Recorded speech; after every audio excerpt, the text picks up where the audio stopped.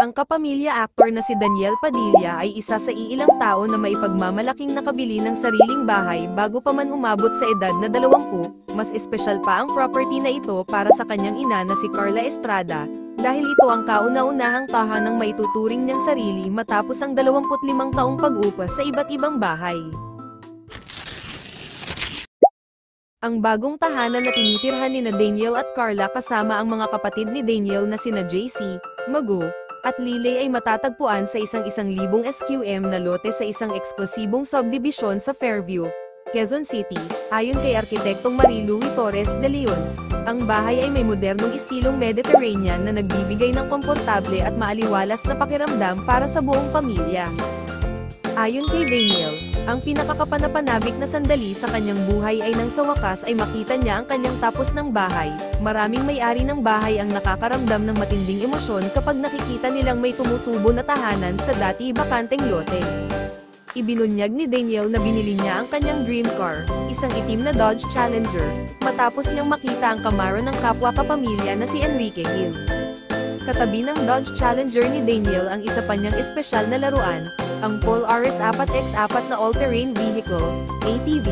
Dahil hindi ito para sa kalsada, ginagamit niya ito sa mga off-road trails sa Subic. Malapit sa harapang pintuan ng dalawang palapag na bahay ay may swinging bench at 3 upuang gawa sa kahoy. Ito ang perpektong lugar para tumanggap ng mga bisita sa isang presko at magandang araw. Ang pangunahing pinto ay 2 patio glass doors na may disenyo ng wrought iron at ginawa ng espesyal para sa kanilang tahanan, ayon kay Arkitektong Marie-Louie. Bronze glass paints lang sana ang ilalagay sa magkabilang gilid ng 2 pinto, ngunit hiniling ni Queen Mother Carla na lagyan ito ng makukulay na stained glass panels. Ang unang palapag ng bahay ay may living area, isang elevated seating area na ginagamit para sa mga business meeting, dining area, at isang open kitchen. Ang living area ay may beige na sala set mula sa Philox. Sa likod ng mga fully upholstered na upuan ay may malalaking bintana na tinatakpan ng taupe at puting kurtina. Sa tapat ng living area ay matatagpuan ang elevated seating area na si Carla mismo ang humiling na ipalagay. Ginagamit niya ito para sa mga business meetings kasama ang kanyang mga kliyente at partners. Nilagyan ito ng mga itim na tufted chairs mula sa Home Depot, ayon kay Arkitektong Marie-Louie. Ang sahig sa bahaging ito ay gawa sa tunay na kahoy mula sa Malaysia na binili mula sa August Alliance. Ang dining area ay may rustic at kaakit-akit na wooden dining set na mula sa abubot. Dahil malaking pamilya sila, madalas nagagamit ang 10 upuang nakapaligid sa mahabang kahoy na mesa. Ayon kay Arkitekta Marie-Louie, ang arko sa kusina ay hindi bahagi ng orihinal niyang disenyo, ngunit dahil gustong dagdagan ni Carla at Daniel ng mga ladrilyo ang bahay, nagpasya siyang maglagay ng metal na arko na pinalibutan ng stone cladding mula sa Easy Rocks. Ibinahagi ng arkitekto na nais ni Carla na gumamit ng kahoy na mahogany para sa kusina. Sa palagay ng Queen Mother, ang kulay na kulay kayumanggi na may bahid na pula ay nagbibigay ng mainit at tahanang pakiramdam sa lugar. Dahil ang bahay ng pamilya ay kinunan ng larawan bago pa man sumapit ang Pasko, ito ay naidekorasyonan na para sa Kapaskuhan. Ang mataas na Christmas tree ay pinalamutian ng tinsel, mga bola, at kumikislap na mga ilaw. Para pagandahin ang maliit na powder room, naglagay ang arkitekto ng isang haligi na may mosaic tiles. Dahil mahilig ang Queen Mother sa mga chandelier, naglagay din siya ng isa sa lugar na ito. May isa pang living at dining area sa ikalawang palapag ng bahay. Ito ay isang pribado at casual na lugar kung saan maaaring magbonding si Carla kasama ang kanyang mga anak, manood ng TV, o magsalo ng pagkain. Ang ikalawang dining area ay nilagyan ng playset at tradisyonal na dining set. Dito pwedeng magsalo-salo ang pamilya para sa almusal, merienda, o mabilisang pagkain. Dito sa kanyang pribadong santuaryo, nararamdaman ni Carla ang pagmamahal, pag-aalaga, at ginhawa. Ang kanyang silid-tulugan ay may 4 na poste na kama, isang armchair na buong may padding, at ilang mga komportableng upuan.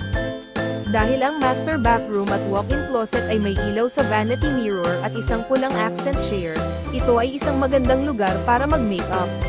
Sa kabilang bahagi ng vanity area at walk-in closet matatagpuan ang master bathroom. Ito ay may shower area na may haligi ng mosaic tiles na pinaghiwalay ng glass enclosure, isang corner whirlpool bathtub, at iba pang mga high-end na kagamitan. Mas malapit na tingin sa whirlpool bathtub at sa porcelain bidet at water closet sa master bathroom. Kung nagtatayo o nagre-renovate ka rin ng bahay, baka gusto mo ring magkaroon ng malaking salamin sa banyo, na may kasamang pin lights, wall sconces, at iba pang mga ilaw para sa mas magandang liwanag. Ang bookshelf na puno ng mga memorabilia ng The Beatles ay isang lihim na pintuan na patungo sa kwarto ni Daniel, bukod sa mga collectible na laruan ni John Lennon, Paul McCartney, Ringo Starr, at George Harrison. Mayroon ding mga laruan ni Dwayne Wade, LeBron James, at Kobe Bryant. Ayon kay Daniel, ang lihim na pintuan ay bubukas lamang kapag nailagay mo ang tamang security code, ngunit ibinunyag niya na lahat sa kanyang bahay ay alam talaga ang kanyang password. Sabi ni Daniel, ang kanyang ina ang gustong magkaroon ng bahay na may Mediterranean style, para naman sa kanyang kwarto. Gusto niyang gumamit ng bato, ladrilyo, at iba pang rustic na materyales, kahit kayang-kaya ni Daniel na magkaroon ng sarili niyang kwarto. Mas gusto niyang makishare ng espasyo kay JC, ang kanyang nakababatang kapatid at matalik na kaibigan. Natutulog si JC sa tabi niya o sa futon na nasa dulo ng kama.